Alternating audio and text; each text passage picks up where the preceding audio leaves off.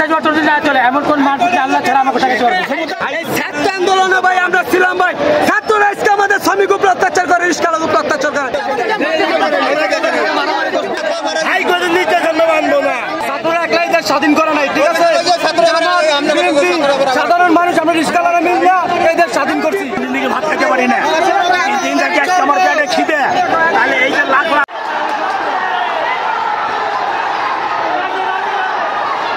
অত রিক্সা আমাদের চলতে দিতে হবে।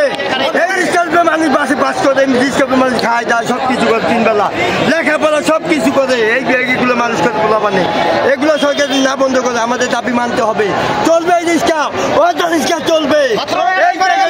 সরকার ছাত্ররা কি সরকার আন্দোলন করছে,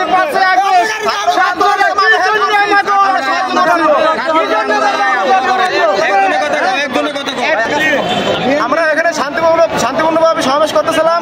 ইতিমধ্যে আপনার প্রথম টাইমে আইসে ছাত্ররা আইসে আমাদের দাওয়া মোটা করছে। কেন ছাত্ররা কি সরকার নাকি? ছাত্ররা আইসে দাওয়া করবেন কেন আপনারা? তারপর হঠাৎ আইসে বিএনপির লোকেরা আমাদের খোলা দিয়ে আইসে আমাদের উপর আক্রমণ করছে। কেন করবে তারা? তারা কি সরকার নাকি? বিএনপি আর ক্ষমতা চাইতে পারে না। যে এখনই এই অবস্থা, ক্ষমতা গেলে পরে কি হবে এখন আপনারা ভাবেন।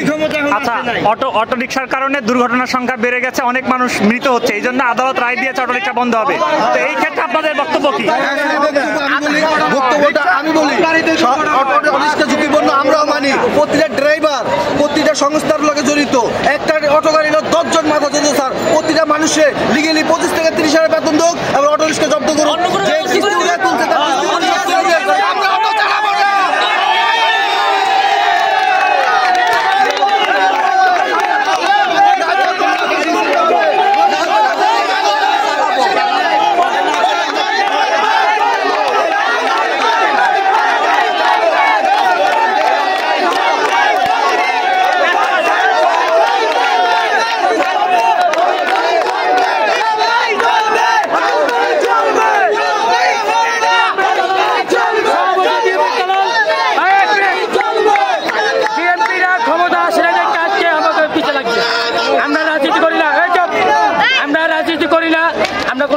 আমরা করি একটাই, আমরা শ্রমিক, আমরা 3 মজুরি খাই, আমরা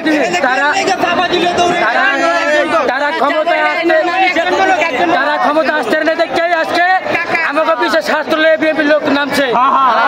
কোন কারণ এটা আমরা জবাব চাই, নাহলে এটা প্রতিবাদ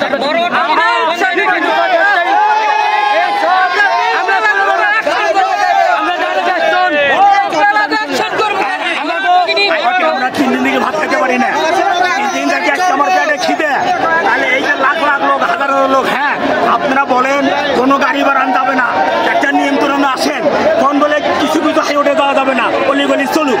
কিন্তু আমরা এই গরিব মানুষ, এই লাখ লাখ গরিব মানুষ, আমরা কি করি খাবো? আজকে দেখেন নির্ভ গরিব মানুষ, দেখো ভাতের চাউল নেই। আজকে আমি তো 3 দিন থেকে ভাত খাইতে পারি না, এই অটো রিক্সা বন্ধ করে।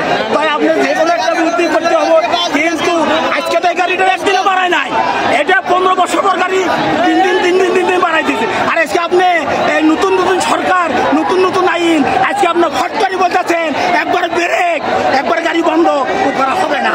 আমরা আজকে কি করে খাবো?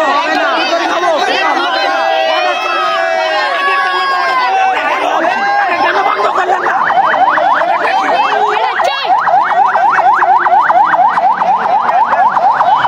আপনি অটো ছুটে আজকে হুট করিয়ে গাড়িগুলো তো একদিনও বাড়ায় নাই। আজকে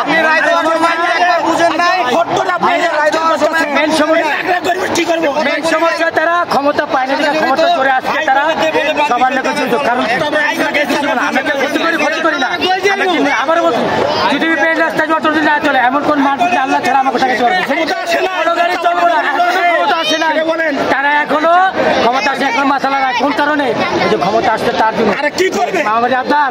তারা আমাকে হুমকি, তারা রাস্তা করে হুমকি, কেন হুমকি দিবে?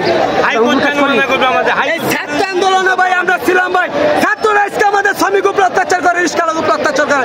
আমরা নিম্নায়ের মানুষ ভাই, আমরা কোথায় যাবো? আমাদের যদি পেটে রাখছি দেন ভাই, 1 কোটি লোক অটো রিক্সা চালায়।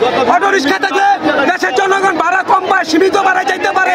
আগের মতো টাকা জনগণ কামাইতে পারে না, আমরা কষ্ট করতে পারি না। ইনশাআল্লাহ আমাদের দাবি